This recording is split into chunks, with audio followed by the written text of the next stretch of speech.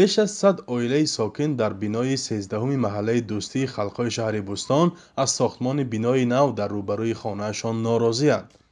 به گفته آنها بینای نو خیلی نزدیک به خانه آنها ساخته می شود و شرایط زندگی را در اینجا دشوار می کند. ما روبرو با بینای нав ҳамдигарро мебинем. мо чӣ кор карда истода бошем, ҳамсояҳои рӯбарӯ мебинанд. мо чӣ кор кунем? Пардаҳои ғафс часпонем? Бе ин ҳам тирезаҳои мо соя мешаванд. ҷомашӯиамонро ҷойи хушкунӣ намеёвем. 80-70 мошин ҳай. ҳама мошинро куҷо месадонад ҷо? охир бинед бачаҳо куҷо бозӣ кунад? Ламает нашу танурхона. танурхонаи моро шикаста истоданд. акнун мо дар куҷо нон мепазем?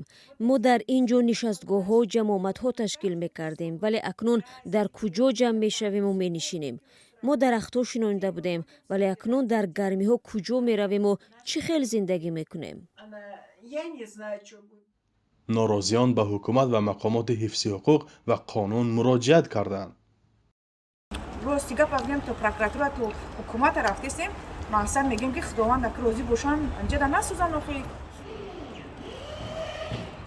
رهبر ساختمان صاحبکار محلی امیربگ عظیموف اعتراض ساکنان را به اساس می‌داند. وی میگوید لایحه از سنجش بیش از 10 ساختار نظارتی گذشته است و کار شرکت او قانونی است. خودتان از من نظر میدونید همه جاده همه منطقه تاجیکستان افزایشی اهالی رفته است.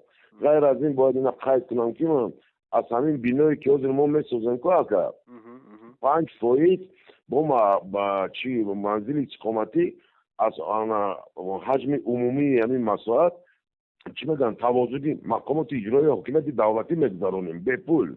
دکتر از معلم از با یگان چیز دیگر همه هم صاحب منزل استقامتی میشوند به پول. حکومت شهر بوستان در جواب به مراجعت ساکنان نوشته است که معصومه موینی اجرا کننده وظیفه رئیس شهر بوستان ضمن صحبت با ساکنان بینایی مذکور تاکید داشتند که امروز در آباد و زیبا و نظرروا نمودن هر یک گوشه شهر به واسطه سهم ساکنان شهر بوستان ضرور می باشد. ولی این بیانیه ها ساکنان را قانع نکرده است. ман хоҳиш кардам ки майдончаи бозии кӯдакона барои мо ҷудо кунед.